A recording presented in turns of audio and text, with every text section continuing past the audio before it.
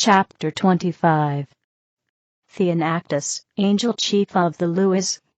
Luas are angels who provide the prenatal condition for such mortal births as are designed for a special work by the gods or lords. That brought forth Sakaya, seeing the resolution of Sakaya, departed at once to paradise, before God, on the throne, to receive the commission of Jehovah, and to establish a line of Ashayan light to the mortal sphere. And thereupon, God caused his officers to select from the volunteers the highest grades, and to arrange them in a line of light down to the earth, to Sakaya, that the voice of God, and his holy 11 might speak through Sakaya, with the wisdom of Jehovah. The host to be under the direction of Theonactus. The million Luas were also summoned to their places in the line. And in 5 days' time, the light of the throne of God was made one with the soul of Sakaya, and he began preaching.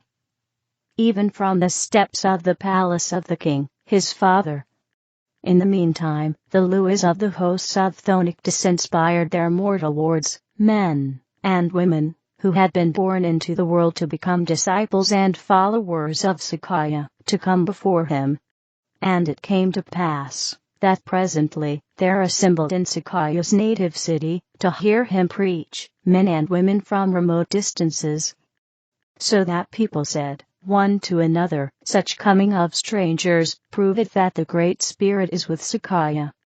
These, then, that follow, are the substance of the doctrines preached by Sakaya, being a re-establishing of the Zarathustrian law, that is to say, I am but a man. Worship not me, neither honor ye me for my words, for they are not my words in fact.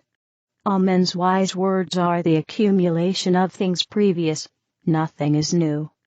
Nor do I proclaim any new doctrine, or new rites and ceremonies. On the contrary, I declare my follies publicly before you. Inasmuch as I have been an example of folly, learn ye to be wise by not following my past footsteps. In my youth, I was quickened to see the miseries and sorrows and afflictions of mortals. And I cried out unto O Mazda, as the priests had directed me, to find some sure way, to do great good in the world. But in the legends of the ancients I beheld that certain signs and miracles had attended Capella and Zarathustra. So I grieved to attain to signs and miracles. You know the rest. I fasted and prayed and tortured my flesh, to make the earth abhorrent in my sight, even according to the rules of the Brahmin priests. But nothing came to me more than to the commonest magician. So I declare unto you, I have renounced Brahmanism and asceticism, and taken up the Zarathustrian religion, which is, that good works are the only salvation. To know, then, what are good works, and to apply the same unto the inhabitants of the earth, should be the chief study of a preacher. And, since most crime and misery come because of poverty, and because of the division of the affairs of men, it is wise to devise, first, a remedy against poverty, and second, a means of attraction to bring about the brotherhood between men.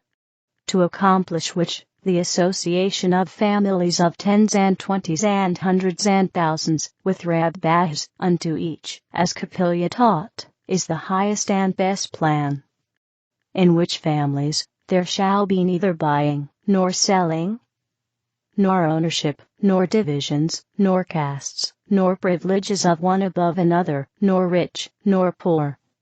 When Sakaya was asked, how about such as can work fast, and are strong, and can accomplish much, shall they not have preference over those that produce little? Sakaya said, a certain man had 2 sons, one was strong, and the other weak, and yet that father distinguished not between his sons in his will. Was he then just? They said, a most just father. Sakaya said, so declare I unto you the Ormastian law, to give unto one another all things required, and without distinction, as to strength, or as to expertness.